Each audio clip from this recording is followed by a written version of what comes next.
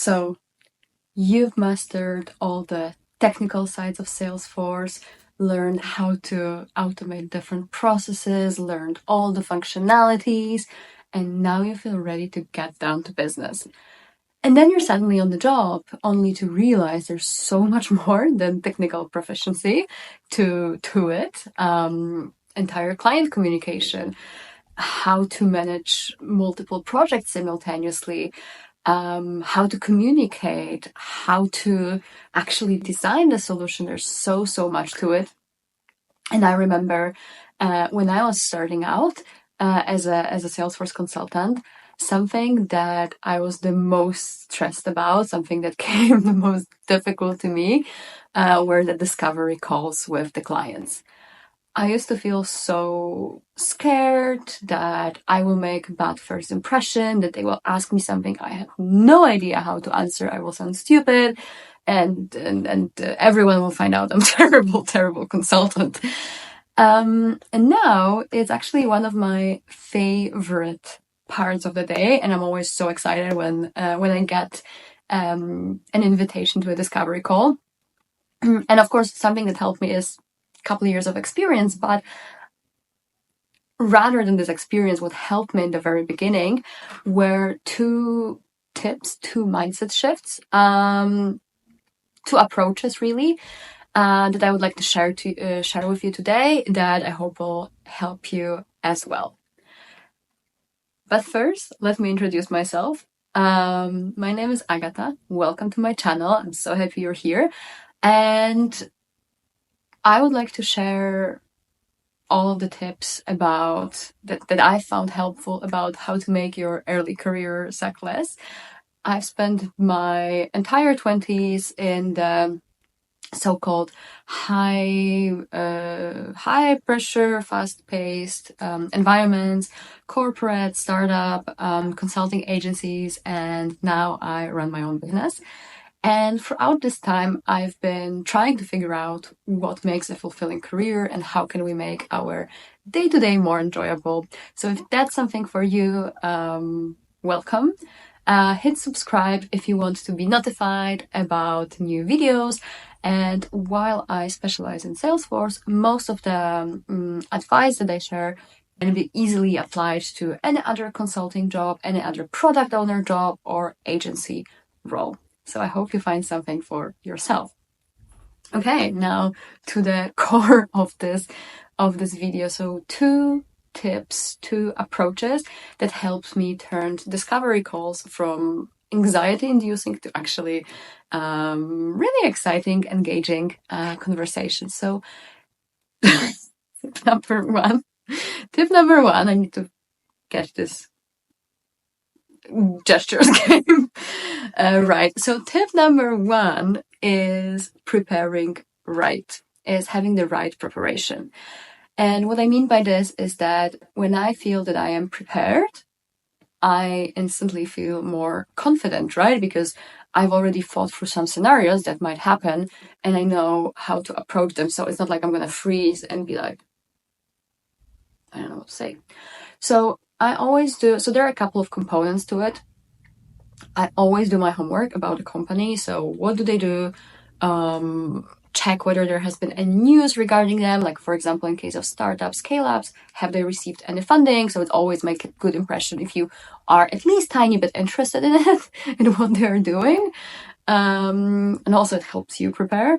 And I also check who is the attendee, so what is their role, because you will probably talk slightly differently to a person in a CTO, CIO role, so a more technical one, rather than someone focusing more on the business side, like CEO, COO, head of sales. They just have different priorities and different areas of expertise, so you would probably focus on different things, and that's also very helpful.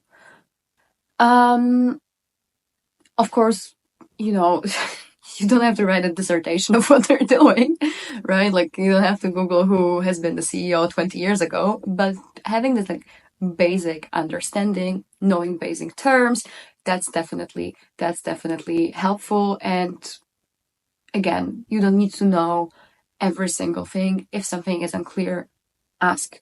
It's not your area of expertise, but it's important to have this basic level of interest and knowledge. Another part of the preparation is having ready scripts for parts of the conversation that I know that will happen. So for example, when I was just starting out and I was so anxious about showing up on these calls, I would sometimes forget how to introduce myself and be like, which obviously didn't make a great first impression. So if that sounds like you, if you feel like there could be parts of the conversation where you will just freeze, prepare them. Have 2 or 3 sentences ready for different parts that you can always look at when you're so nervous that something that your mind goes blank. So I always had it written down and in the beginning, and it really helped me to not freeze and feel like taken away. Another important help when it comes to preparation is clearly structuring the call. So preparing an agenda. It's another, actually, agendaless meetings is my personal pet peeve. But having a clear understanding what are the parts of the conversation and articulating them and communicating them early in the call is super important, because then, when your clients are drifting away, and they can, you know what's next. And this also gives you some more control and gives you like more confidence. And another tip that I have is probably even the most important one for me, and this is grounding myself. So what I mean by that is I don't go into discovery calls like this like hectic energy coming back from, I don't structure like back-to-back meetings. And I always make sure to have at least 5 minutes to calm down, to do some breathing exercises, and to really arrive at this new topic. Just so that I calm myself down, because when I'm more calm, I know that I can react and respond from a much better, more confident place. So this is super important. What's also important is I turn off all the notifications from Slack, close my inbox so that I don't get notified and pulled away from what I'm supposed to do. And I think that's really crucial. Like if you have more time that you can take, awesome. But even 5 minutes and a couple of deep breaths can really, really make a difference and really put you in this more grounded, confident place. And the second tip I have is actually more of a mindset shift. And what I mean by that is, especially when I was junior, I was coming to this discovery calls feeling like the objective is for me to show up as an expert, right? And especially like for me, as a young woman in tech, I felt like I have to do much, much more to be treated, professionally, to be treated seriously. So I would think of how can I show up as an expert and just like put so much pressure on it so that they know that they're talking with someone who's actually good at their job. When in fact, what it did is it gave me extra pressure and did not help in how I show up. So the mindset shift here is that the objective of this meeting is actually to really understand. It's not about you, it's about them. And it's really about understanding the client, understanding their needs, asking a lot of questions, and approaching those calls from the place of curiosity. And imagine going to a doctor, you would talk about your symptoms and they would just like nod around and give you a prescription straight away.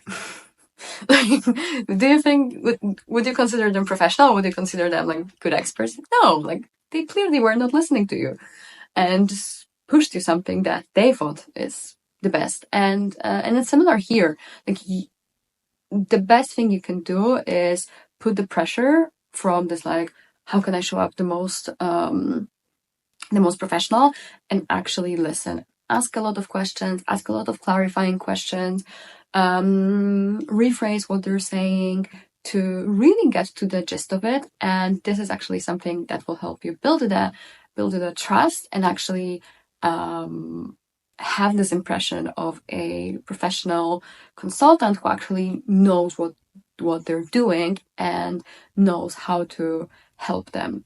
So, and if asking a lot of clarifying questions come difficult for you, like you're one of those people who come up with great question 5 after the call finishes, a good tip is to summarize every part. So when you move from one topic to another, you can say something like, okay, so before we move on to the next part, let us summarize like the main points or what's the most important of the parts we had here.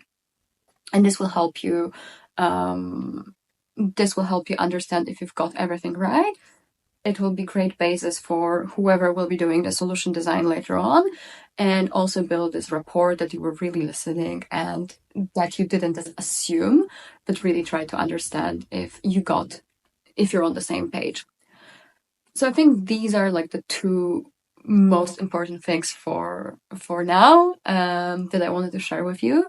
There's definitely much more in the topic of discovery calls.